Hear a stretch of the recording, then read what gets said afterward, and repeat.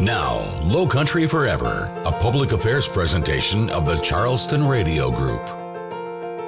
Welcome to another edition of Lowcountry Forever. I'm Brian Cleary, joined today by Colonel Judi Hughes. She is the president of the Palmetto Military Support Group.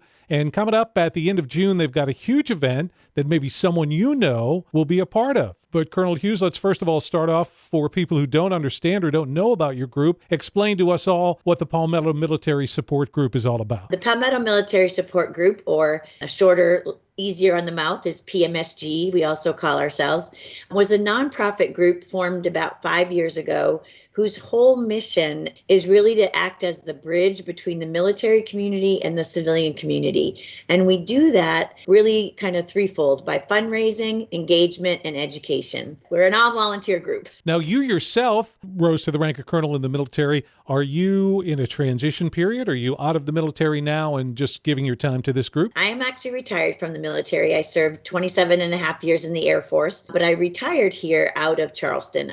My career path in the Air Force was that of a nurse, and I spent my last 7 years in command, retiring in Charleston as the medical group commander. And I actually watched this group form, this Palmetto Military Support Group, and it formed really from some local business leaders who really wanted to find a way to give back to the military. They were super supportive, but for fear of legality, for fear of stepping on the wrong people's toes, they wanted to make sure they were doing things the right way and could assure commanders that we can help and we cannot put you in jail.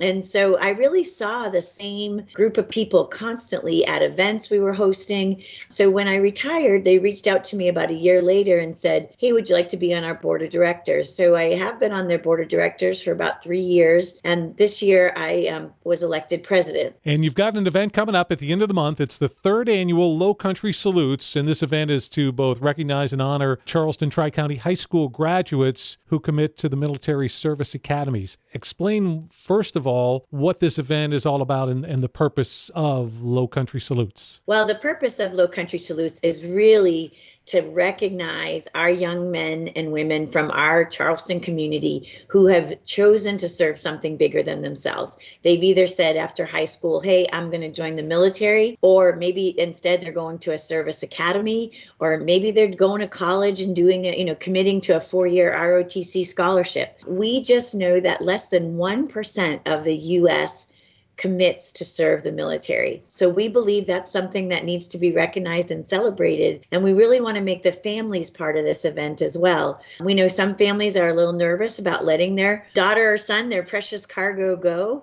And we want to kind of wrap our arms around them and say, you know what, this is a great experience, and let them meet some of our wonderful military leaders and military volunteers and get them comfortable with the path that they're choosing is wonderful. And only, great things are going to come from them. So how can someone come out and be a part of the Lowcountry Salutes event that's coming up on Sunday, June 27th? The easiest way is to go to our PMSG website, and that is palmettomilitarySupportGroup.org. All spelled out, unfortunately, or you can put PMSG in your website browser and it'll pull up if you put PMSG Charleston. And on our website, there is a beautiful blue medallion logo that says Lowcountry Salutes, register here. PMSG, and with the help of our title sponsors and our sponsors for this event, will pay for a graduate and one attendee, one guest. And then additional guests are welcome to sign up, or anyone in the community even can sign up for $20. But that $20 includes the program, a picnic up on Dobie's deck, where I actually do the program at the River Dog Stadium. And then it includes your ticket to the home game that the River Dogs have that same Sunday that starts at 5:05. So it is an amazing all-American package. So today on Lowcountry Forever, we're talking with the president of the Palmetto Military Support Group. Colonel Judi Hughes joins us. And Judi, the challenge for you, I think, in the COVID-19 time, we've all had challenges in the pandemic, is actually getting the word out to those high school seniors and their families. Is that one of the biggest challenges that you have right now? It certainly is the biggest challenge. We planned this event kind of making sure we had COVID compliant plans in the background, But all along, we knew we had to get the students. Our first event was actually 2 years ago, and we just kind of put a stick in the sand and said, this is something we as an organization really want to do. There are a couple other cities that we know of that do a celebration similar in this event, but none here in Charleston for sure, and none in South Carolina that we're aware of. So we wanted to do something. We had a shorter time frame, but we had 30 students. And I will tell you, for each one of those students and their families that were there, it was worth it. It was absolutely, amazing. This year, with the schools really focused on COVID and trying to get everybody graduated, our signups are a little slow. So we're really hoping as we've turned the corner in June that people will just go to the website and sign up. It's super easy. It is free for the graduate and member. And I encourage anyone, we say graduate because it's easy and it's, easy to put in a flyer. Right. But if you're somebody who went to college for a year and then said, hey, that's not for me, and I'm joining the military, and you're still a young adult in our community, come on out. We want to celebrate you. We want to celebrate your choice. If someone listening right now has a son or daughter who's a senior, we want to encourage them to sign their son or daughter up. But I guess as well, if you're someone who's listening and you know of a neighbor, a cousin, a family member, some whatever, the point is, I guess, to get as many of these people out to be honored and recognized on June 27th. Absolutely. That's absolutely what our goal is to try to get them. We have a great lineup. We have several DVs, distinguished guests, who have volunteered their time to come and welcome, these students. Our own Major General Livingston, a Medal of Honor winner here in town, is actually going to recite a symbolic oath to all the students. Our keynote speaker is the Air Mobility Command Deputy Commander coming in from Scott Air Force Base in St. Louis, which all our planes here, that beautiful C-17s that fly overhead, kind of fall under their command. So we really just need our graduates and their family members to learn about it. So please, if you go to church with someone, if you coach someone, if you do anything, if you're saying, hey, that's me, I'm, joining the military, please just go to palmettomilitarysupportgroup.org and sign yourself up. And you mentioned the fact that you do have some sponsors who are assisting, because obviously there's some expense in this event. Can you recognize those and let us know who's helping out right now? I would absolutely love to. Thank you. We are very blessed to have 4 title sponsors right now that really sponsor and help us with every aspect that we do. Obviously, we're nonprofit. COVID really stopped a lot of our fundraising efforts. So we are blessed to have Comcast, Google, Cruise Chevrolet and Subaru, and also Southern Eagle or Budweiser and Southern Eagle distributors as our title sponsors. In addition, for this specific event, Premier National Lending has stepped up to be our very first presenting sponsor.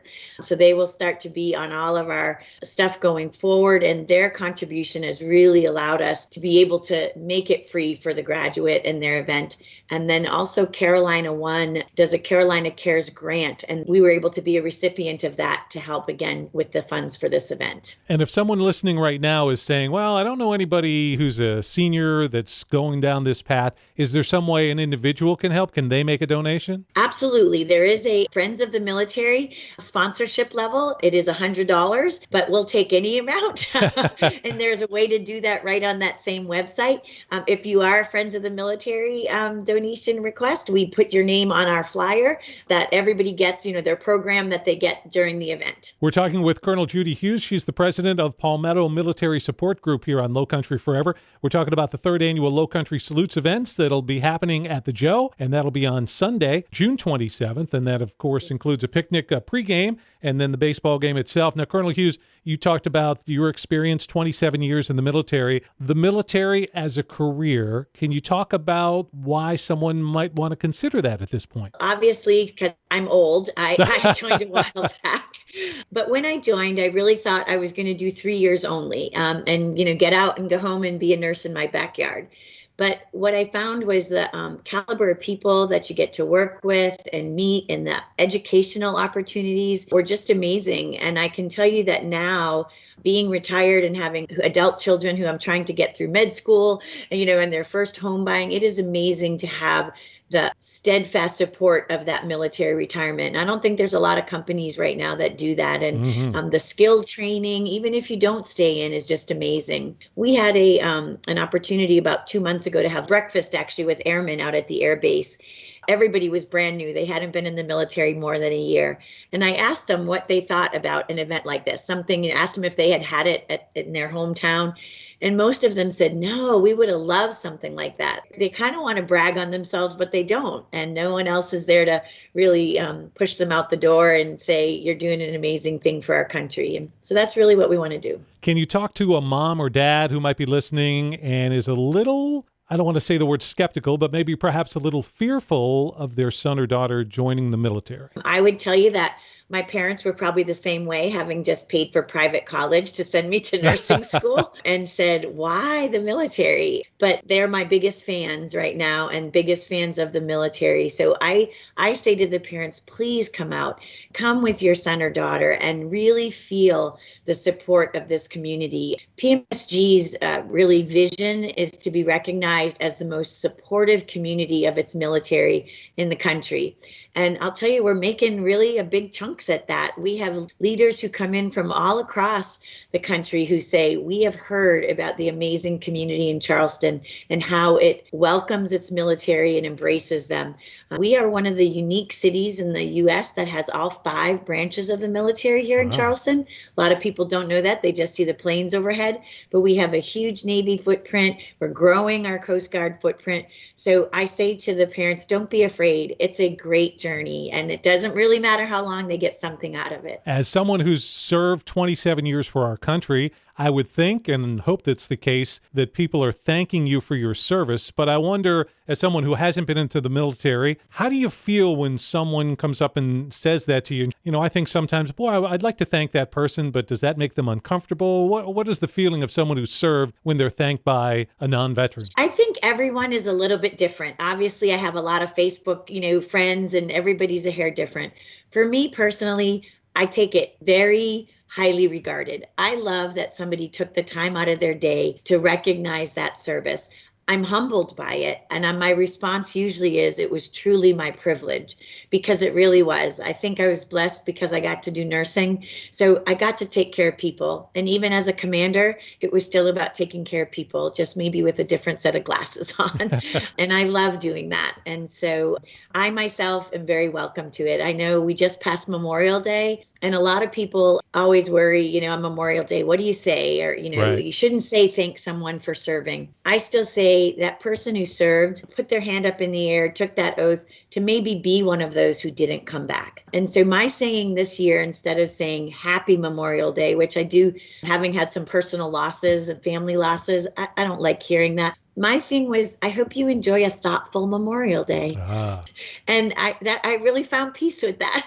That's awesome. That's really good to share here as we have now on June 27th. It'll be the Third Annual Lowcountry Salutes. We've got an event that will both celebrate those seniors, both men and women who are moving on to a military career, but also this is an event that's going to provide information for maybe someone who's not sure of what their next step should be. There'll be so many military there. Absolutely, there'll be an avenue for that. It's not a career fair, but absolutely, if people just want to chat and talk, and we will have representatives, hopefully from all 5 services in uniform, and you can pick them out in a heartbeat. And so the main thing right now is we want to make certain that those high school seniors know about the event and get themselves registered for it, whether it's by them themselves or a family member, just to get as many people out as possible. The website that they should go to again is? PalmettoMilitarySupportGroup.org. And the event really sounds like it's going to be a very special afternoon. I truly believe it is. We had to do it virtually last year.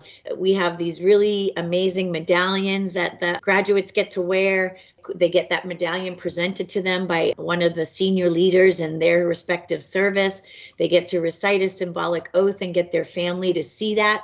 A lot of people do their oath when they go up, especially if they're enlisting. They go to what we call the MEP station. It's kind of where they do their physicals and everything else. And that's where they do their oath. And their family often isn't with them.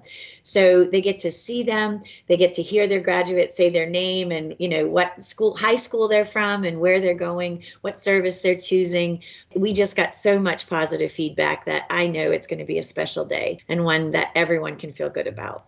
You can help by spreading the word. If you know of or know someone who has a graduating senior that's pursuing a military career, make certain they know about the Lowcountry Salute that's coming up June 27th. It's a Sunday at the Joe with the Charleston River Dog. There'll be a pregame picnic and celebration, and you get to hang around for River Dogs baseball after the game. Palmetto Military Support Group.com is where to go for the information. Their president, Colonel Judi Hughes, our guest on Lowcountry Forever. The Charleston Radio Group is the Lowcountry. Every week, we highlight local organizations and events that are helping to make a difference here where we live. If you have a group, event, or an idea to feature on Lowcountry Forever, let us know. Visit lowcountryforever.com and click on our podcast link for contact information. Now, Lowcountry Forever continues. All of us have been challenged, to say the least, over the last 15 or so months, thanks to the pandemic, but maybe no group more than teachers. And we're talking with a teacher this morning because some great things have been happening during the school year. I'm Brian Cleary. Today on Lowcountry Forever, we're joined by Erin Tarpley. Erin is a fifth grade teacher at North Charleston Creative Arts Elementary. Erin, thanks so much for joining us. A trying time for everybody, but you seem to be pushing through. Definitely trying time, but arts integration in this school has really brought out some amazing things for the students. And I'm just so proud of what we were able to do in light of everything going on. Now, you shot us over an email that contained a video that is up and people can check it out. It's a project that you had done and you got a little help on that. So why don't you explain exactly what the genesis of this project was? So my friend, Mary Elena Martinez, she works with the Gibbes Museum, and her and I are friends, and we've worked together on art projects in the classroom years before. And so we kind of were shooting around, spitballing ideas, and when we thought, she asked me if I would be her teacher for the year, because she has to select one teacher to do this 4-month project with. Okay. So of course we jumped in on it, social studies is one of my favorite things, and a lot of times it can be very boring for students. And one of the spots is westward expansion. I thought, this would be fun to really jump into and make an experience for kids to remember. So we did over the summer, and we started planning, and it turned into way bigger than we originally anticipated, but it was so amazing. The students got to learn all about social studies, incorporated ELA and math, even in science. So all of the academics, and meshed it all together with arts integration. And not just visual art. We did visual arts, we had music, we had even technology, using technology arts, and lots of theater. Talk a little bit about social studies, in that I think some people, whether when they were in school themselves or now, you say the words social studies and their eyes glaze over a little but there is an importance for these kids to understand westward expansion and these kind of subjects that do come up and that are taught in our schools. The big thing for me is I tell the students that we teach history so that we can learn about the past, but also to not make the mistakes that we have made in the past, so we can learn from the past. And a lot of times, yes, it can be super boring. And luckily I had gone through a grant through Charleston County School District, and they sent us all over the country. It was a federal grant, and I got to learn firsthand about so much of the United States. And then I bring it into the classroom. And with the arts integration piece, it allows the students, instead of just plain paper pencil, it allows them to really showcase their knowledge in an artistic form. So it's really nice for those that have that type of learning style. So there are those that are listening this morning, maybe don't have kids, or their kids are all grown up and they're not necessarily locked in. When we're talking about fifth graders, we're talking about what age kids? In between 10, 11, you might hit a 12-year-old at the very end of the school year. And these kids pretty much hop on board, or is this kind of you got to coax them a little bit and then they jump in? It's all about the tone that a teacher sets. Okay. If a teacher is excited and amped up about it, which I love social studies, and I love math too, which is really funny because they're like polar opposites. The kids, they always get so excited. So as long as the teachers are feeling that way, and even when you get the parents on board and they're like, oh my gosh, We had a movie premiere, and oh my goodness, it was amazing. Well, let's talk a little bit about how you layered and put together this project. We're talking with Erin Tarpley. Erin's a 5th grade instructor at the North Charleston Creative Arts Elementary and did an amazing program, one that you're able to see if you want to go online and see the finished project. But Erin, let's talk a little bit about all the pieces, because there's a lot of moving pieces that come in. You've become a director of sorts, even with the filming, and talk about how you were able to get the students not only to buy into it, but then to actually get involved in the nuts and bolts and putting this together. We started off I taught the academic portion in the classroom. Right. And then Marilena Martinez, she came in and we talked about South Carolina and especially Charleston and how the Reconstruction era prompted the people to move out west. So it was a major connection to Charleston, but then we brought in the art pieces and we kind of let them know that this is their project. So they are in charge of what happens. They designed and constructed their own Conestoga wagon. Wow. And it's amazing. We did patchwork made out of fraction patterns to make a memory quilt, which is a really awesome thing that pioneers had traveling west. They also did instruments. They made instruments out of homemade things because that's what the pioneers would do when they're traveling out west. They don't have a store to stop at. Right. And the most amazing thing is they all jumped into the acting part.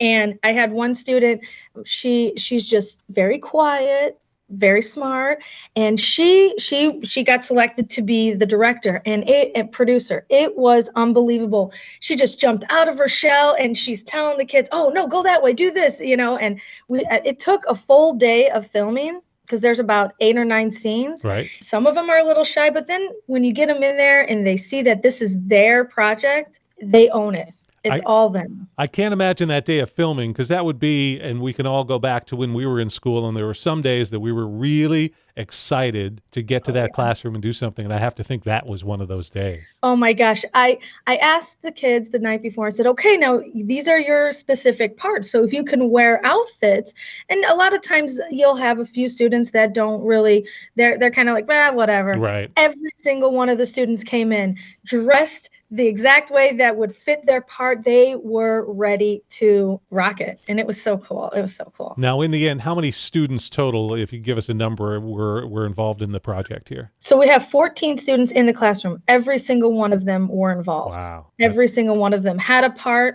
from the designing, because we have a project room, which is great at our school. We put green paper all over the walls. So we got to teach them about the green screen and how we were able to have the backgrounds look like the mountains, or in California meeting, the water. We finally made it out west. So it was really interesting. They all had a piece, and then we even developed our own song. We wrote a song that went along with the whole movie. Now, people listening are thinking, at least I hope they are, and I think they probably are, wow, well, this sounds kind of interesting. I'd love to see this video. And there's a way they can do that? Yes, absolutely. Now, we have it on our school website also. The video, it's there. I'm supposed to have it on a YouTube channel for the school also, but they do have it on the North Charleston Creative Arts website as well. So people can go to that website, and we'll put a link up to it as well. We're talking with Erin Tarpley, a 5th grade instructor at the North Charleston Creative Arts Elementary. How challenging did being in the COVID pandemic make this project, or was that something that didn't make a difference? Well, the class size is much smaller. It's about half the size of a normal year. So that was interesting because it got to be much more intimate with each child and what they got to do. Of course, with wearing the mask is tough. And we have the plexiglass up, but I have the big kids at the school. They're pretty mature, and they know what they had to do to keep safe and follow protocol. So in all honesty, it wasn't that difficult. But like I said, I got the big kids and they know right from wrong. So it was great. And even when we had the movie filming, we still had to wear our masks. Right. But we got to, we purchased bandanas that went around so it looked like they were westward bound, Sure. So it was cool. Wow. Even though we had all the costumes, they still were able to have that, and it added to the flair as well. So it goes to show that COVID may have slowed things down, but there was ways to get around it and still move forward and help the kids move forward in their school year. Oh, yeah, absolutely. This was, this is my 15th year teaching, and this is probably one of the most extraordinary experiences that I've been able to participate in.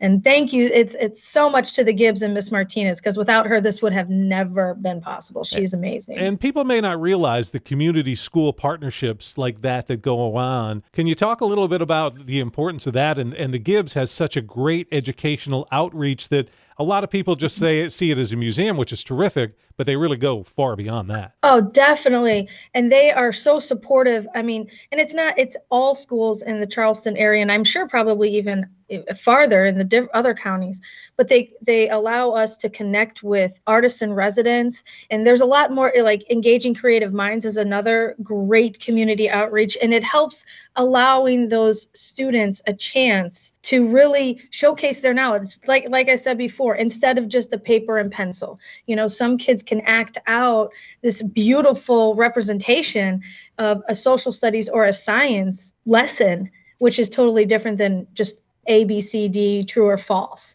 And there's the knowledge right there. They're showing it. Erin, you talk about the community outreach that you received, and you talk about your friend at the Gibbes Museum. It could be another teacher listening saying, oh, that's because she knew somebody. That really doesn't happen for me. What advice would you give to another educator who's looking for that support from the community? We have so many great places downtown who are willing to come in and help out the schools. All you got to do is ask. That's my theory. Go and ask. If they say no, go to the next person to see what they can, You're a teacher now with 15 years experience. You've seen a lot over that period of time. There's a sense maybe in our community that we've kind of lost 18 months, or the kids have lost a year and a half. That's not necessarily true, not for every student anyway, is it? I mean, we've still made some progress with the kids even throughout the pandemic, and this program is kind of proof of that. Absolutely. And like I said, if you've got a teacher and you've got a school and community that are buying into knowing that it's important, education is important, and of course the outlook,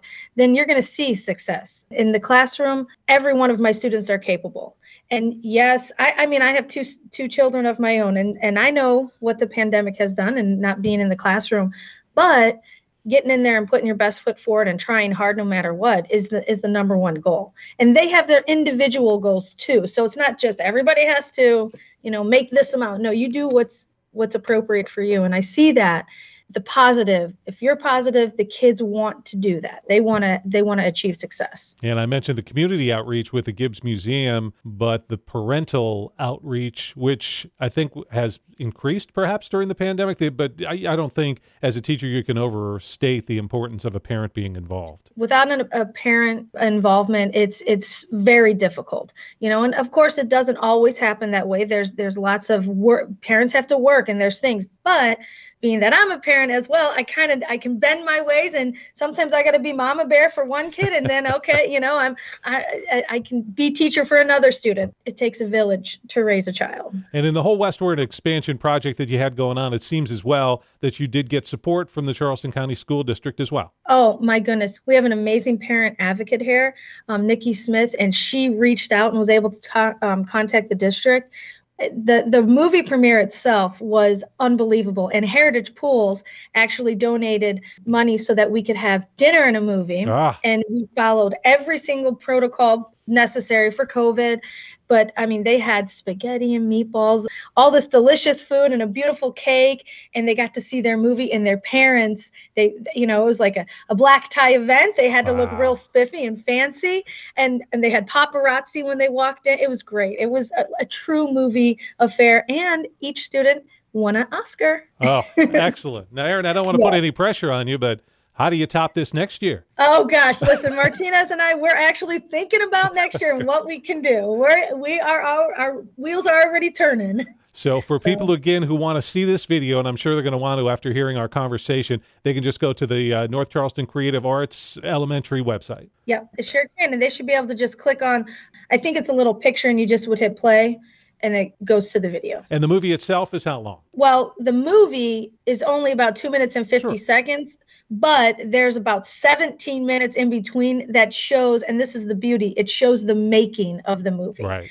And then at the end, they show the movie again. So then you're seeing all those pieces that welded together to create it. So 20 minutes in all, but that'll be 20 minutes time well spent that people will enjoy. Absolutely. Absolutely. Summer's just around the corner, Erin. Are you looking forward to that? I can't wait. I'm not going to lie. I'm excited. It's a well-deserved break that you could look forward to, but Erin, someone listening today, hearing the passion in your voice, this project that you did with your students really seems like such a labor of love. I'm just so happy that I was able to be part of it. Charleston School District and all of the people who were able to, I had so many teachers who came in and helped out.